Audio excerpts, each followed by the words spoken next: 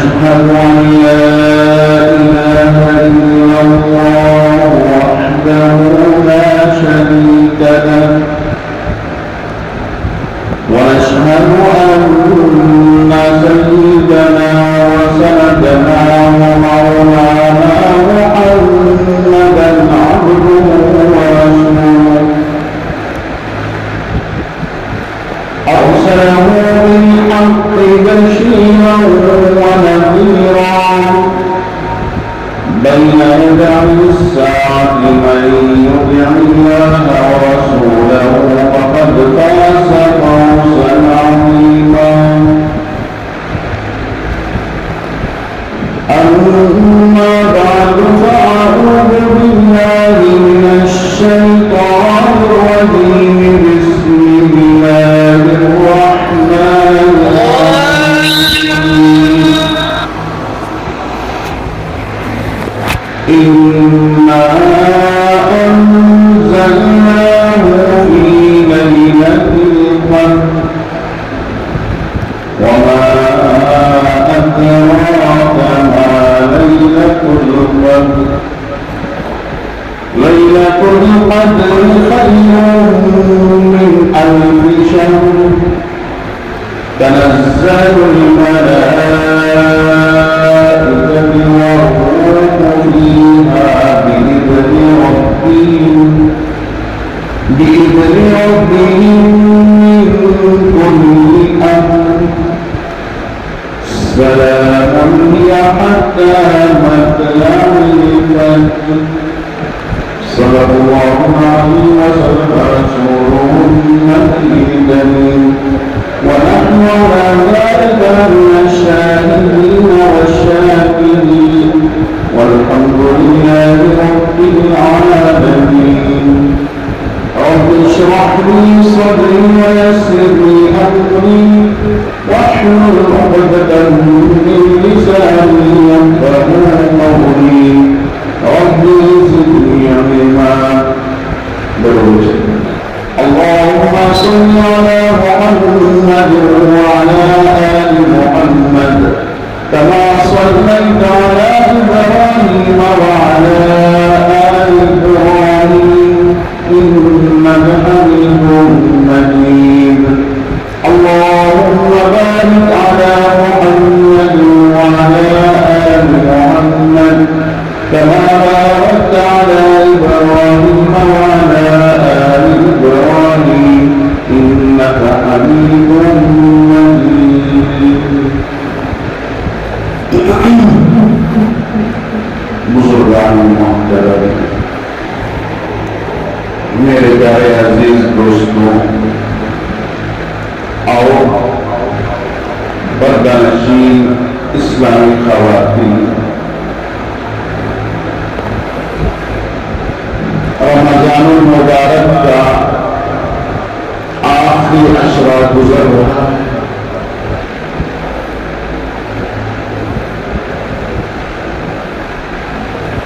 دیکھتے ہی دیکھتے رمضان ختم ہوتا جا رہا ہے۔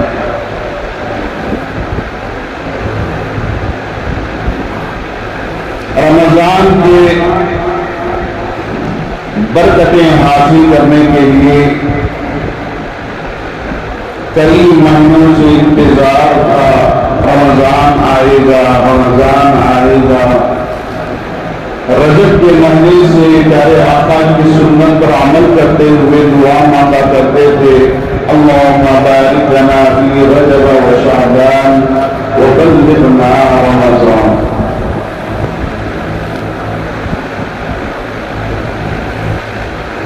اللہ کا کرم و احسان ہوا کہ اللہ نے ہمارے لیے آقائے نامدار سرکار کونین تاجدار مدینہ احمد مصطفیٰ صلی اللہ علیہ وسلم کی بتائی ہوئی دعا کی برکت سے رجب اور شعبان میں برکت عطا فرمائی اور ہمیں رمضان تک بھی پہنچا دیا۔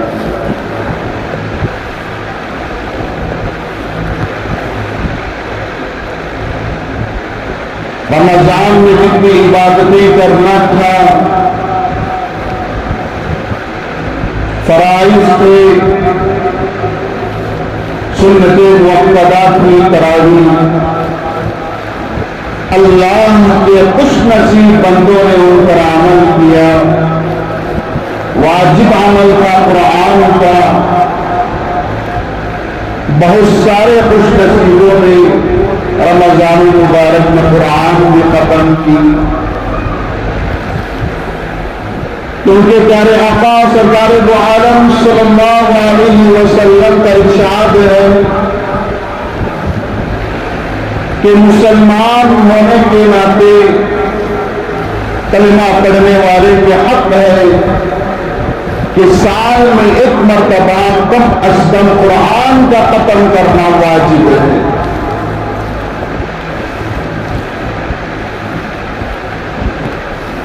اور ایام میں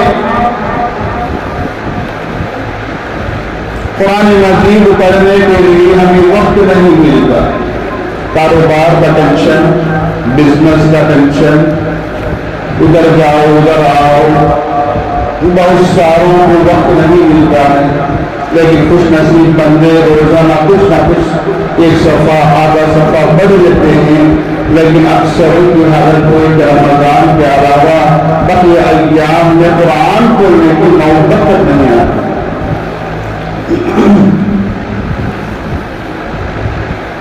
مجبوریاں بیان کی جاتی ہیں،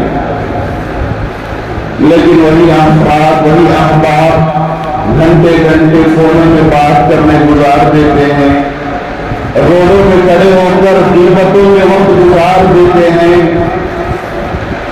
بیکار کی بکواس میں ہوٹلوں کے پاس بیٹھ کر وقت ضائع کر دیتے ہیں، لیکن جب قرآن کی بات آتی ہے، قرآن کی تلاوت کا مسئلہ آتا ہے تو کہتے ہیں کہ بزنس کا ٹینشن ہے، کاروبار کا ٹینشن ہے، وقت نہیں ملتا۔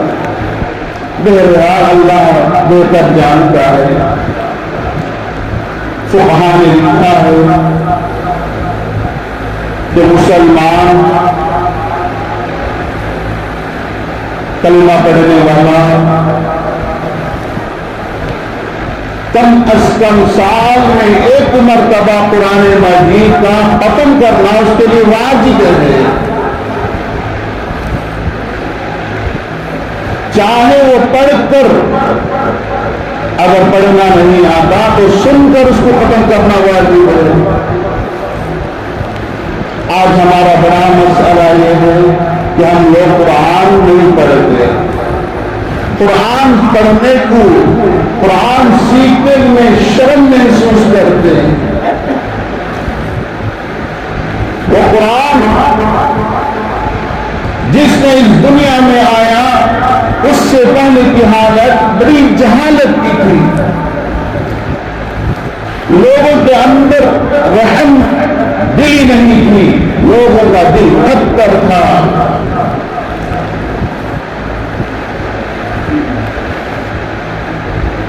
کسی پر رحم نہیں کیا جاتا تھا، اور اتنی گندی زندگی گزارا کرتے تھے کہ روڈ میں پڑا ہوا خون اگر انہیں نظر آ جاتا تو اتنے خوش ہو جاتے اور جا کر اس کو چاٹ کیا کرتے، جس طرح کتا خون کو دیکھتا ہے تو جا کر جیب سے چاٹتا ہے، اس طرح مکہ مکرمہ کے آس پاس کے عرب کے لوگ یہی حالت گزارا کرتے تھے۔ باقی صفائی تو بہت دور کی بات، راستے میں خون بھی نظر آتا تو کتوں کی طرح چاٹ لیا کر کے ویسی قوم تھی۔ بے حیائی کی حالت احادیث میں آتا ہے، شرم حیا کچھ نہیں،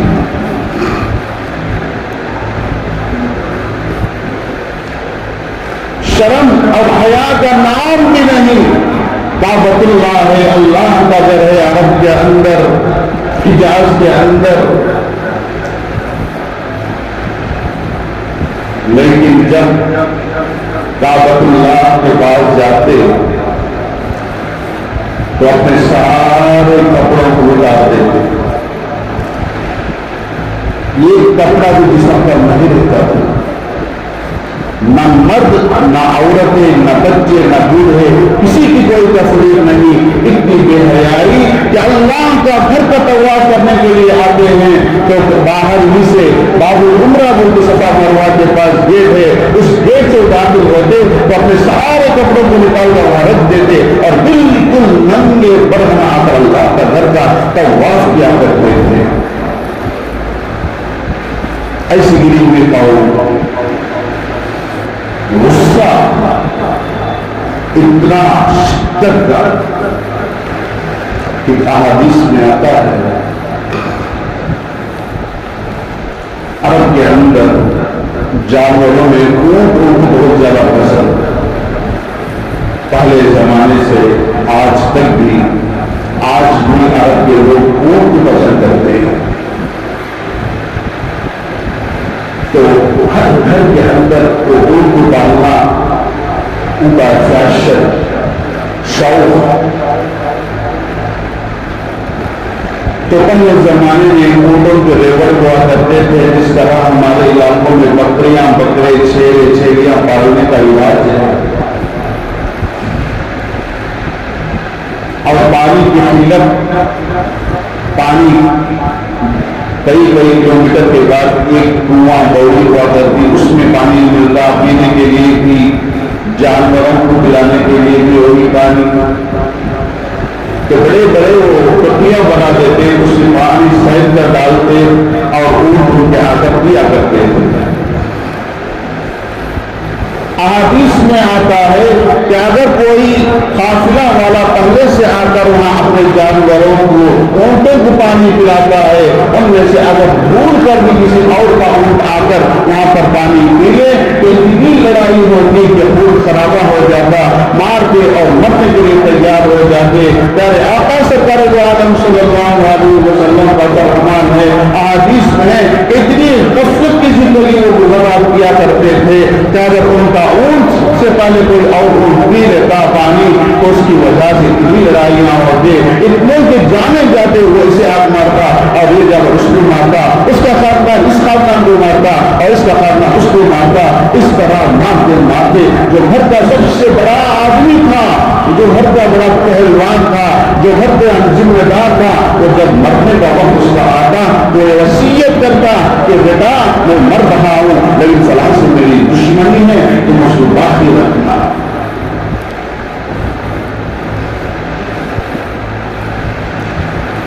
غافل تھے، بے حیا تھے، اندر تھے، جہالت تھی، لیکن اپنے بڑوں کا ادب تھا، اپنے بڑوں کی بڑا ادب کیا کرتے تھے۔ اگر خاندان کا جو بڑا ہے، گھر کا بڑا آدمی بات بول دے تو مجال نہیں، 12 بیٹے 15 بیٹے ہوں لیکن کسی ایک کو مجال نہیں کہ اپنے باپ کے سامنے کھڑے ہو کر دوبارہ کوئی جواب دے، حالانکہ جہالت کی زندگی ہے، غفلت کی زندگی ہے، بے حیائی کی زندگی ہے، لیکن بڑوں کا ادب کیا کرتے تھے۔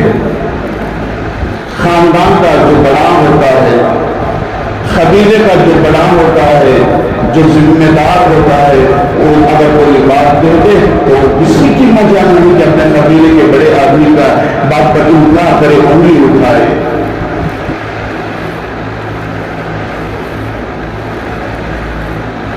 یہی طریقہ اسلام کا بھی تھا۔ ایک زمانے پر سارے مسلمان ایک کے تابع ہوا کر چلتے تھے، منمانی کی زندگی نہیں تھی، ہر آدمی اپنے آپ کو بڑا نہیں سمجھتا تھا، گھر کا خاندان میں جو بڑے آدمی اس وقت جو بزرگ ہوتے ہیں سارے خاندان والے اس کے تابع ہوا کرتے، خاندان میں جو سب سے بڑی عمر کے اگر وہ کوئی بات کہتے تو سارا خاندان چاہے 25-30 خاندان افراد کی ہو، بیٹے ہوں پوتے ہوں، لیکن سب ایک بات پر آ جاتے۔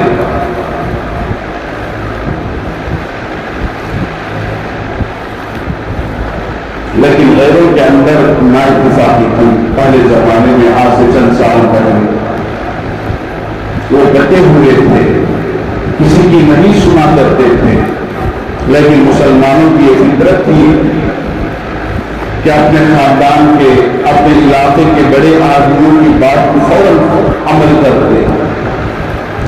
لیکن آج اس زمانے کا مسلمان ایسا ہو گیا ہے تو کسی کی بات سننے کو تیار نہیں، ہر ایک اپنے آپ کو بہت بڑا سمجھ جاتا ہے، تھوڑا پیسہ کیا آ گیا وہ دوسرے آدمی کو گرا کر حقارت کی نظر سے دیکھتا ہے، میں پیسے والا تو غریب، میرے پاس پیسہ ہے تو میرے پاس سننا ہے۔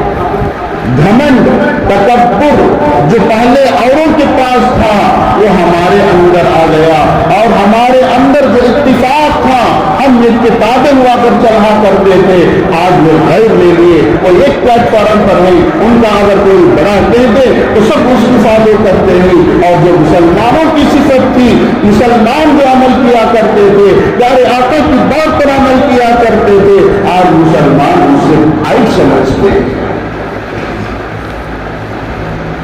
یہی وجہ ہے کہ آج ساری دنیا میں مسلمان گرتے جا رہے ہیں، کوئی پرسانی حال نہیں ہے۔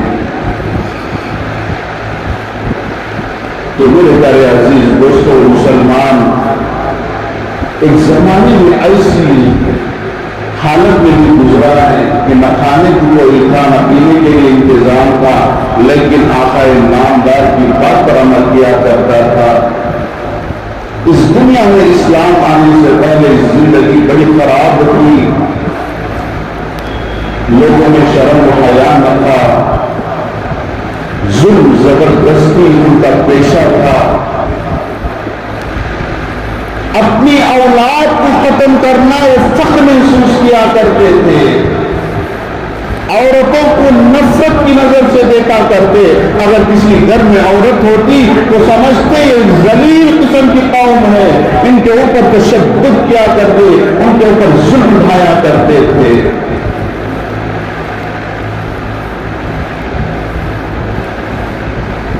یہاں تک کہ میں نے کئی مرتبہ اللہ کے سامنے اس واقعہ تذکرہ کیا ہے کہ وہ لوگ اپنی بیٹیوں کو زندہ مار دیا کرتے تھے، رحم نہیں، اولاد ہے، اپنا خون کا ٹکڑا ہے، اولاد کو زندہ ذات دیا کرتے تھے، رحم نہیں تھا۔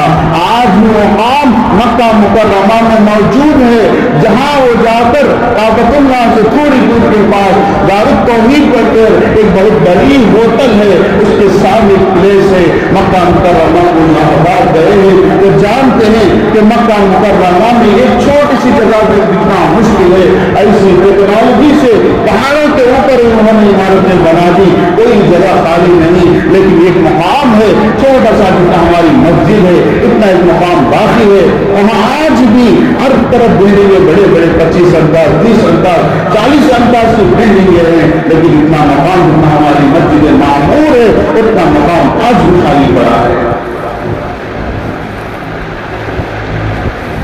تاریخ کی کتابوں میں اس کو جگہ کے متعلق آتا ہے، یہ وہی مقام ہے جہاں پر یہ ظالم قوم کفار، اسلام آنے سے پہلے جہالت والے قوم اپنے بچیوں کو زندہ لے جا کر گاڑ دیا کرتے تھے، کہ وہ انہی مقام میں جب اسلام آیا اور سب سے پہلے اسلام کے قاتل حضرت یاسر، حضرت سمیہ، حضرت عمار رضی اللہ عنہ کے اپنی ابا ہی، جن کو ظالموں نے اسلام کی وجہ سے شہید کیا تھا، حضرت سمیہ رضی اللہ تعالی عنہ، جنہوں نے اسلام کے قاتل سب سے پہلے اپنی جان کا نذرانہ پیش کیا تھا۔ حضرت سمیہ بڑی عمر کی بوڑھی عورت تھی، لیکن ابو جہل ملعون نے تیر نکالا اور ان کی شرم گاہ پر مارا، جس کی وجہ سے حضرت سمیہ رضی اللہ عنہ شہید ہو گئی، انتقال کر گئی۔ اور جب ان کا انتقال ہوا مسلمان کم تھے، مسلمانوں کی تعداد کم تھی، اور جا کر جنت المعلیٰ جو وہاں کا قبرستان تھا آج بھی ہے، پہلے زمانے سے ہے، اس قبرستان میں جا کر حضرت سمیہ رضی اللہ عنہا کی میت کو دفن کرنا چاہا تو سارے کفار ایک ہو گئے اور کہا کہ نہیں، یہ ہمارے قوم کی نہیں ہے، یہ مسلمان ہو گئی ہے، محمد کی غلام ہے، ہمارے قبرستان اس کو نہیں گاڑ سکتے۔ گاڑنے نہیں دیا، بچوں کی اجازت نہیں تھی۔ چاہے مسلمان پریشان کہاں جائیں گے؟ ایک اور مقام تھا، ایک اور قبرستان تھا، مسلمان حضرت سمیہ رضی اللہ عنہا کی میت کو لے کر گئے، جنازے کو لے کر گئے، اس قبرستان میں جانا چاہا لیکن یہ قوم پھر آ گئی اور آ کر کہا کہ ہم نہیں جا سکتے، یہ بھی ہمارا قبرستان ہے۔ یہ سارے حالات دیکھ رہے تھے، سارے مسلمان جو گرے چلے تھے دیکھ رہے تھے۔ قربان جائے ماں حضرت امی جان اما خدیجہ رضی اللہ تعالی عنہا پر ان لوگوں نے دیکھا تو فوراً اپنا پیسہ نکالا اور جا کر ایک زمین تھی جو اس کو خریدا، اپنے پیسوں سے خریدا اور خرید کر کہا کہ مسلمانوں ڈرنے کی ضرورت نہیں ہے، جاؤ حضرت سمیہ کو میری زمین تقسیم کرو۔ یہ وہی زمین تھی جس میں کفار مکہ اسلام آنے سے پہلے اپنے بچیوں کو گالا کرتے تھے۔ آج بھی حضرت سمیہ رضی اللہ عنہا کی مزار وہاں پر موجود ہے، جس جگہ وہ بچیوں کو زندہ گالا کرتے تھے اس کے ایک دم آخری مقام پر حضرت سمیہ کی مزار آج بھی موجود ہے۔ امی جان اما خدیجہ رضی اللہ تعالی عنہا نے مسلمانوں پر بڑا پسند آیا ہے۔ آج بھی وہ زمین سعودی حکومت میں اما خدیجہ کے نام سے رجسٹر ہے اور وقف کر چکی ہے۔ کتابوں میں آتا ہے آج بھی اگر وہ مقام کتنا ہمارے مسجد معمول اتنا ہے وہ زمین آج بھی اگر وہ کھودے تو تازہ خون نکل رہا ہے۔ حالانکہ پیارے آقا سرکار دو عالم صلی اللہ علیہ وسلم کا زمانہ گزر کر 1400 سال ہو گیا، اسلام آ کر 1440 کا 5 سال ہو گیا ہجرت کا، اس سے پہلے 13 سال گویا 1500 سال پہلے 1500 سال کا عرصہ گزرا ہے، لیکن وہ مقام آج بھی اللہ نے باقی رکھا ہے۔ کیوں؟ تاکہ لوگوں کو پتہ چلے کہ جو قوم بچیوں پر ظلم اٹھایا کرتی ہے، بچیوں کا جان لیا کرتی ہے، مقام کو رکھا انہیں تاکہ تم لوگ فاعتبروا یا اولی الابصار کہ قوم عبرت حاصل کر لو، دیکھو عورتوں پر ظلم اٹھایا کرو، بچیوں پر ظلم اٹھایا کرو۔ آج بھی پیارے اللہ اس مقام کو داخل رکھا ہے۔ تو اس قوم کے پاس قرآن مجید آیا اور کب آیا؟ 40 سال کی عمر ہے پیارے آقا کی، میرے اور آپ کے آقا سرور کونین تاجدار مدینہ احمد مصطفیٰ صلی اللہ علیہ وسلم کی عمر 40 سال اس وقت بھی آئی۔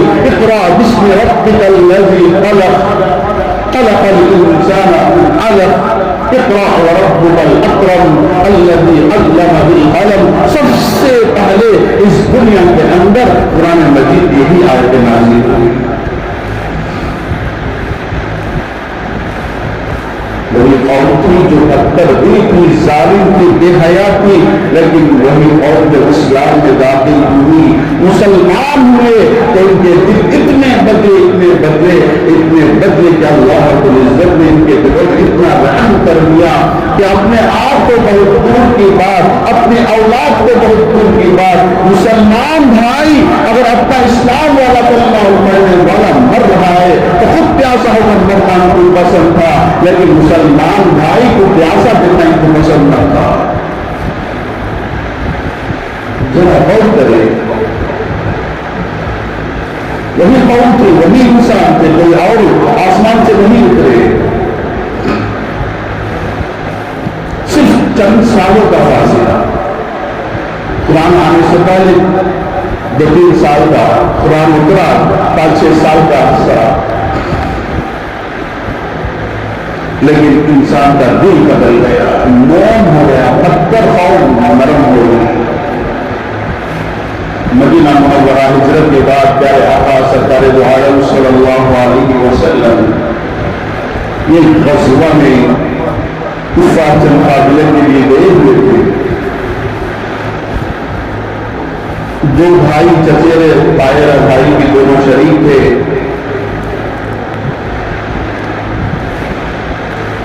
شام ہوئی کہ تایا کا بیٹا دیکھ رہا ہے کہ میرا بھائی نظر نہیں آ رہا ہے، میرے چاچا کا بیٹا نظر نہیں آ رہا ہے، شاید کچھ مشکل میں ہو، یہ سوچ کر انہوں نے پانی کا مشکیزہ لیا۔ آج کل کمبال بوتل کا زمانہ ہے، پہلے زمانے میں پانی کہیں لے کر جانا ہو تو چمڑے کی تھیلی ہوا کرتی تھی، جانوروں کے چمڑے کو سی کر وہ تھیلی بنایا کرتے تھے اور اس میں پانی کو ایک جگہ سے دوسری جگہ لے کر جایا کرتے تھے، جس طرح آج کل بوتل استعمال ہم لوگ کرتے ہیں۔ تو بھائی اپنے چچیرے بھائی کی تلاش میں پانی لے کر نکلا، مشکیزے میں دیکھا کہ بھائی سارا جسم کٹا ہوا ہے، اب تک میں مرنے والا ہے۔ جا کر پوچھا کہ بھائی خیریت، کیا پانی پینے کی حاجت ہے، ضرورت ہے؟ تو کہنے لگے ہاں مجھے پانی کی سخت پیاس ہے، سخت سوچ لگ رہی ہے۔ ابھی وہ تائرہ کا بیٹا بھائی کا اپنے چچیرے بھائی کو پانی پلانا ہی چاہتا تھا کہ دوسرا مسلمان صحابی وہ بھی اب تک مرنے والا ہے، وہ بھی پیاس پیاس کر کے پکار رہا ہے۔ یہ بھائی ابھی ہوٹ کے پاس مشکیزے کا منہ رکھا تھا، لیکن آواز آئی پیاس پیاس ایک مسلمان بھائی کی، تو فوراً منہ کو زبان کو بند کر دیا، اپنے بھیا سے کہا کہ بھیا جاؤ پہلے میرے مسلمان بھائی کو پانی پلاؤ۔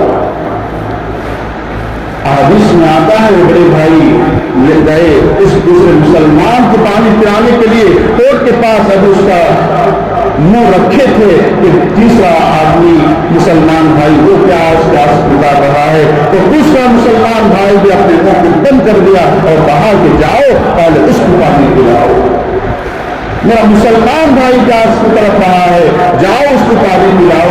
وہ صحابی جاتے ہی کہ میں جب تیسرے آدمی کے پاس گیا، میرے جانے سے پہلے اس کی روح نکل گئی، وہ شہید ہو گئے تھے۔ میں دوڑ کر دوسرے صحابی کے پاس آیا تو دیکھا کہ وہ بھی شہید ہو چکے ہیں۔ جب میں اپنے چچیرے بھائی کے پاس آیا تو ان کا بھی انتقال ہو گیا تھا، وہ بھی شہید ہو گئے تھے۔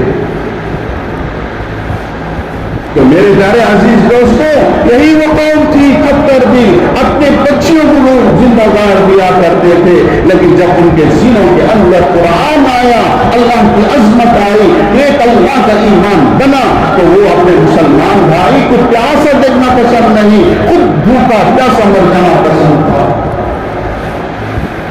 یہ قرآن کی کرامت ہے، قرآن کی عظمت ہے۔ ایسا قرآن آج بھی ہمارے پاس موجود ہے۔ یہی وہ قرآن تھا جو کھپتر قوم کو موم بنا دیا، آج بھی وہی قرآن ہے، لیکن ہمارے سینوں میں کچھ اثر نہیں ہو رہا۔ کیوں؟ کیونکہ ہم اسے ٹائم پاس کو رکھ لیے ہیں، قرآن کو ہم ایک کھلونا سمجھ گئے ہیں۔ کوئی مر جائے 40واں کرنے کے لیے، تیجا کرنے کے لیے، کہیں گھر روپن ہو رہا ہے اس میں برکت کو پڑھنے کے لیے ہم نے سمجھ لیا۔ قرآن گویا ہمارے لیے نجات کا ذریعہ نہیں بلکہ اپنے بزنس کو بڑھانے کے لیے ہم نے سمجھ گئے، مرحومین کو اس طرح سوال کے لیے سمجھ گئے۔ وہ قرآن جو اس دنیا میں آیا اور آیا تو ایسا آیا کہ پتھر دل قوم کو موم بنا دیا، کفار جیسے ظالموں کو اللہ تعالیٰ نے ہدایت عطا فرمائی اس قرآن کی برکت سے۔ وہی قرآن آج بھی ہے، لیکن ہم لوگ اس کو سال میں 1-2 مرتبہ کھول کر دیکھتے ہی، بہت سارے ایسے گھرانے ہیں سال میں ایک بار کیا زندگی میں آج تک انہوں نے قرآن کو نہیں کھولا ہے، قرآن کو ہاتھ نہیں لگایا ہے۔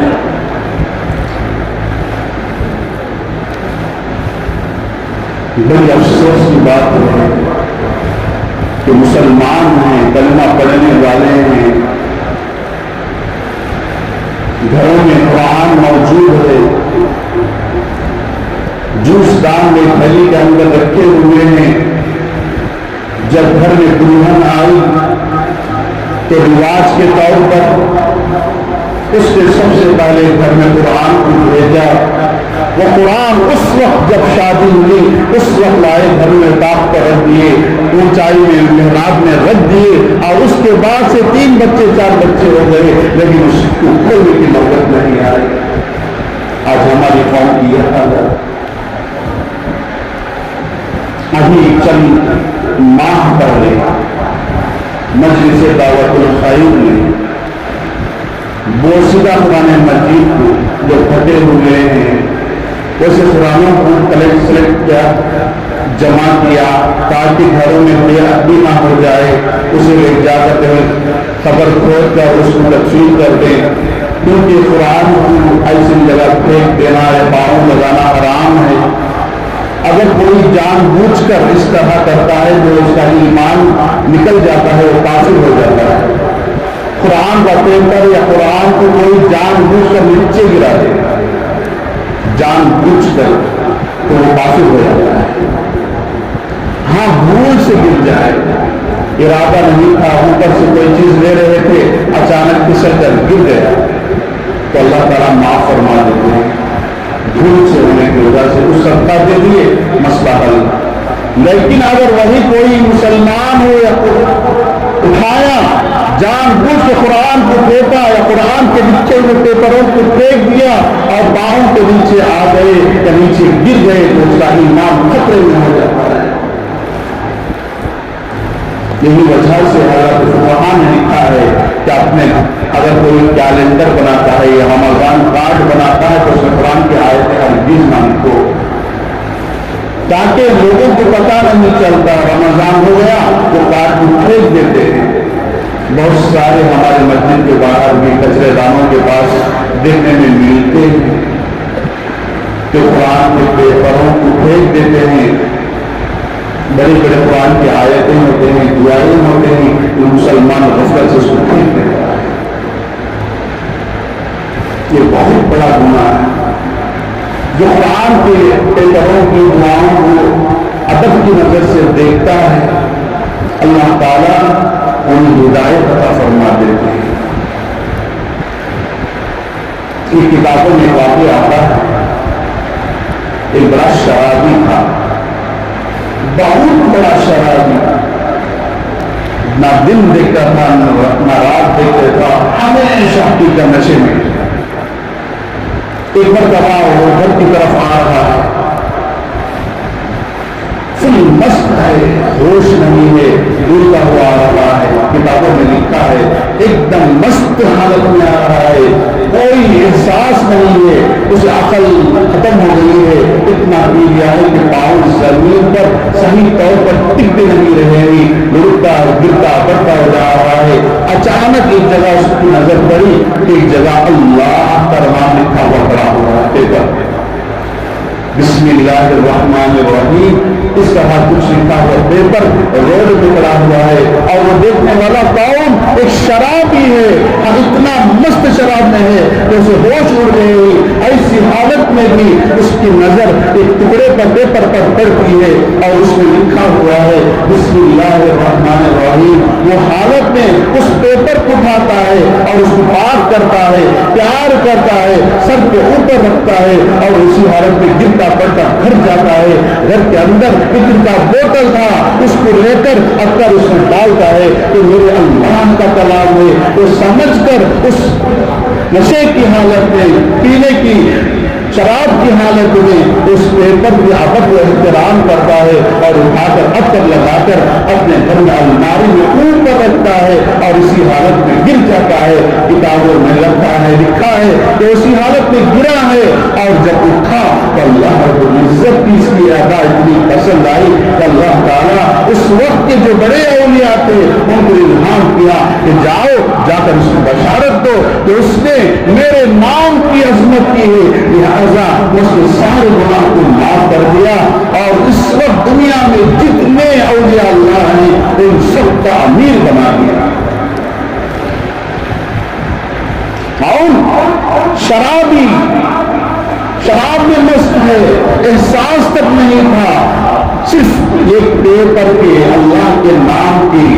عظمت کیا، شراب کی حالت میں وہ بھی قدر کیا تو اللہ تعالیٰ نے اس کے سارے گناہ کو معاف کر کے اس وقت ان کے زمانے میں جتنے اولیاء اللہ تھے ان سب کا امیر بنا دیے اور ان کا اتنا بدلایا کہ ساری زندگی روتے گزار دیے. اے اللہ تیرا کتنا شکر ہے ایک شرابی کو تم نے ولی بنا دیا. یہ قرآن کی برکت ہے میرے پیارے عزیز دوستو. جو قرآن عظمت کی نظر سے دیکھتا ہے، قرآن کو محبت کی نظر سے دیکھتا ہے، اللہ تعالیٰ اس کو دنیا میں چمکا دیتے ہیں. اور جو قرآن کو بے ادبی سے دیکھتا ہے یا گندی حالت میں قرآن کو چھوتا ہے، ایسی جگہ قرآن بنتا ہے جہاں بے حیائی کے کام ہوتے ہوں. قرآن موجود ہے گھر میں فلمیں دیکھی جا رہی ہوں، قرآن موجود ہے گھر میں ننگے پھر رہے ہوں، قرآن گھر میں موجود ہے اور اس کے سامنے گانے گائے جا رہے ہوں، قرآن موجود ہے اور گھر میں گانے ڈال کر سنے جا رہے ہوں. ایسے گھر میں اللہ کی لعنت اترتی ہے. ایسے گھر میں اللہ کے مقدس فرشتے جو رحمت کے فرشتے ہوتے ہیں وہ گھر سے چلے جاتے ہیں اور شیطان خبیث اس گھر میں آ کر بسیرا کر لیتے ہیں. قرآن کوئی معمولی چیز نہیں ہے، یہ انسانوں کے دلوں کو بدلانے والی چیز ہے. اس کی وجہ سے اللہ تعالیٰ نے بہت ساروں کو اونچا مقام عطا فرمایا اور اسی قرآن کی وجہ سے بہت ساروں کو ذلیل و رسوا کر دیا. تو میں عرض کر رہا تھا رمضان المبارک کا مہینہ آخری عشرہ ہے اور رمضان میں کم از کم تراویح پڑھی جاتی ہے. ایسی جگہ تراویح پڑھیں جہاں اطمینان کے ساتھ لفظ قرآن پڑھا جا رہا ہے، تاکہ ایک واجب عمل جو سال میں ایک مرتبہ مسلمان کے لیے ضروری ہے کہ قرآن کو ختم کرے، کم از کم مسجد میں تراویح میں کھڑ کر قرآن کو سن کر وہ عمل کو پورا کرے. آج ہم لوگ ٹائم پاس تراویح کے لیے جاتے ہیں تو ایسی جگہ جاتے ہیں جہاں فاسٹ پڑھا جائے، جلدی ہو جائے. ایسی جلدی نہ قرآن اتنا تیز پڑھا جاتا ہے کہ حروف ادا نہیں ہوتے، الفاظ ادا نہیں ہوتے. ایسی جگہ اگر قرآن پڑھیں تو ثواب کی بجائے گناہ ہو جاتا ہے. سال میں ایک مرتبہ 1 گھنٹہ یا 1.25 گھنٹہ کہ ہم مسجد میں اللہ کے گھر میں کھڑ کر قرآن نہیں سن سکتے. بہت سارے کام بہت ٹوٹ جاتے ہیں، پیروں میں درد آ جاتا ہے. حافظ مجاہد کی پیچھے نماز پڑھنے کے لیے لمبی کروا ہوتے ہیں. نہیں میرے پیارے عزیز دوستوں، یہ لمبی نماز نہیں ہے بلکہ قرآن کو لفظ پڑھ رہے ہیں. چھوٹی سی غلطی ہو جاتی ہے، زبر زیر کا یہ حروف کا آگے پیچھے ہوتا ہے تو فوراً سلام کر کر حافظ صاحب قرآن کھول کر دیکھتے ہیں کہ کیا میں کچھ غلط کر رہا ہوں. ڈاؤٹ آتا ہے. قرآن کوئی چھوٹی سی کتاب نہیں ہے، 6660 پر 6 آیتیں ہیں. ہم لوگ 2-3 آیتیں 10 آیتیں یاد کرتے ہیں تو بھول جاتے ہیں. 6660 پر 6 آیتیں اپنے سینے میں محفوظ کیے ہیں. صبح سے شام تک قرآن کو پڑھتے ہیں، یاد کرتے ہیں. نہ کھانے کا خیال ہوتا ہے نہ پینے کا خیال ہوتا ہے. جا کر پوچھو کہ گھر والوں کو، حافظ صاحب کے گھر والوں کو، صبح اٹھتے ہیں تو قرآن پڑھتے ہیں، دوپہر میں دیکھتے ہیں تو قرآن پڑھتے ہیں، عصر کے بعد قرآن پڑھتے ہیں، کھاتے ہوئے تھوڑا اور محنت کرتے ہوئے. کیوں؟ تاکہ ہمارے مقتدیوں کو مکمل قرآن صحیح طور پر سنائے. لیکن یہ مقتدی ہاتھ انگلیاں اٹھاتے ہیں. گویا کا کھلونا ہے کہ جس طرح ریموٹ میں بٹن دبا کر کھلونا بنا کر جلدی ختم کرا. نہیں میرے پیارے عزیز دوستوں، جو حفاظ علماء کو انگلی اٹھاتے ہیں اللہ تعالیٰ ان کو دنیا میں ذلیل و رسوا کر دیتے ہیں. وہ ایسا اللہ تعالیٰ ان کو رسوا کرتے ہیں کہ اگرچہ کہ وہ بہت اونچا مقام ہوتا ہے لیکن اللہ رب العزت فرشتوں کے دل میں ان کی نفرت ڈال دیتے ہیں. پیارے آقا سرکار عالم صلی اللہ علیہ وسلم نے فرمایا اللہ تعالیٰ اگر کوئی قرآن یا قرآن والے کو بری نظر سے دیکھتا ہے تو اللہ تعالیٰ جبرائیل علیہ السلام کو بلاتے ہیں اور کہتے ہیں کہ جبرائیل فلاں بندہ ہے، میں اس سے نفرت کرتا ہوں، لہذا تم بھی نفرت کرو۔ اور اللہ تعالیٰ جبرائیل سے کہتے ہیں، احادیث کے الفاظ ہیں، ہر جبرائیل علیہ السلام کہتے ہیں کہ بے شک یا اللہ۔ اس کے بعد جبرائیل علیہ السلام آتے ہیں اور سارے فرشتوں کو جمع کر کے کہتے ہیں کہ فرشتوں، یہ بندہ فلاں آدمی ہے، فلاں کا بیٹا ہے، وہ اللہ رب العزت سے نفرت کرتے ہیں اور میں بھی نفرت کر رہا ہوں اور تم بھی اس سے نفرت کرو۔ تمام کے تمام فرشتے اس آدمی سے نفرت کرتے ہیں اور اتنی نفرت کرتے ہیں کہ اللہ رب العزت اس ساری دنیا کے اندر ذلیل کر دیتے ہیں، اپنے خاندان والے اسے گالی دیتے ہیں، اپنے رشتے دار بھی اور دوست احباب بھی اس میں گالیاں دیتے ہیں۔ کیوں؟ کیونکہ اللہ اس سے نفرت کر رہا ہے۔ میرے پیارے عزیز دوستوں، رمضان مبارک کے بقیہ چند ہی دن میں کوشش کریں ان چند ایام میں کم از کم جتنا ہو سکے قرآن پڑھیں۔ قرآن پڑھنا نہیں آ رہا ہے تو بقیہ جو تراویح کے ایام ہیں کم از کم اس کی پابندی سے کھڑے ہو کر پڑھیں۔ جن کو کھڑے ہونے کی طاقت ہے کھڑے ہو کر پڑھیں، اگر کھڑے ہو کر پڑھنے کی طاقت نہیں ہے تو بیٹھ کر پڑھیں، نیچے بیٹھ کر پڑھیں، نیچے بیٹھنے کے لیے طاقت نہیں ہے تو کرسی پر بیٹھ کر پڑھیں، لیکن پڑھیں۔ فرض نماز ہے، فرض نماز کھڑے ہونے کی طاقت ہونے کے باوجود اگر کوئی بیٹھ کر پڑھتا ہے تو اس کی نماز نہیں ہوتی، کسی کی طرف اشارہ نہیں ہے۔ معذور افراد کے لیے شریعت اجازت دی ہے، خود آدمی اپنے آپ سے دیکھے کہ میں کر سکتا ہوں یا نہیں کر سکتا ہوں۔ کھڑنے کی طاقت ہوتے ہوئے اگر کوئی بیٹھ کر فرض نماز پڑھتا ہے تو اس کی نماز نہیں ہوتی ہے۔ ہاں البتہ اگر سنت نماز ہے، کھڑنے کی طاقت ہے پھر بھی بیٹھ کر پڑھتا ہے تو سنت نماز ہو جاتی ہے، لیکن ثواب آدھا ہو جاتا ہے، ثواب کم ملتا ہے لیکن نماز ہو جاتی ہے۔ لیکن فرض نماز طاقت ہوتے ہوئے اگر کوئی بیٹھ کر پڑھتا ہے، واجب نماز طاقت ہوتے ہوئے اگر کوئی بیٹھ کر پڑھتا ہے تو اس کی نماز بیٹھ کر چاہے تو کتنے سال بھی پڑھ لے اس کی ایک نماز بھی قبول نہیں ہوتی۔ تو کوشش کریں کھڑے ہو کر پڑھنے کی، اگر تراویح میں پڑھنے کی طاقت نہیں ہے تو بیٹھ کر پڑھ لیں، لیکن قرآن کو سنیں اور بقیہ ایام میں جو کام کراتے ہیں صحیح طور پر اس کی عبادت کر کے یہ آخری اشرا جہنم کے خلاصی کا ہے، اس میں ہم لوگ جہنم سے خلاصی پا لیں، ورنہ حضرت جبرائیل علیہ السلام نے جو بدعا فرمائی تھی کہ ہلاک ہو جائے، برباد ہو جائے وہ مسلمان وہ آدمی جس کے سامنے رمضان المبارک کا مہینہ آئے اور پھر بھی وہ جہنم سے نہ بچ جائے، اس کی مغفرت نہ ہو۔ اس کی جبرائیل علیہ السلام نے بدعا فرمائی اور ہمارے نبی نے اس پر آمین کہا تھا، وہ آدمی ہلاک ہو جائے گا، برباد ہو جائے گا۔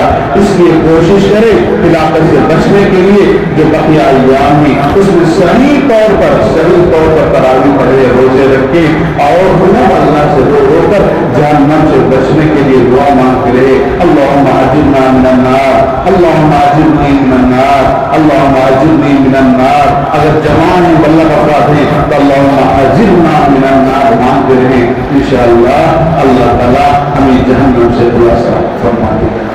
اللہ تعالیٰ عمل کی توفیق عطا فرمائے۔ وآخر دعوانا الحمدللہ رب العالمین۔ جو برداشت سنت ملتا ہے سنت پر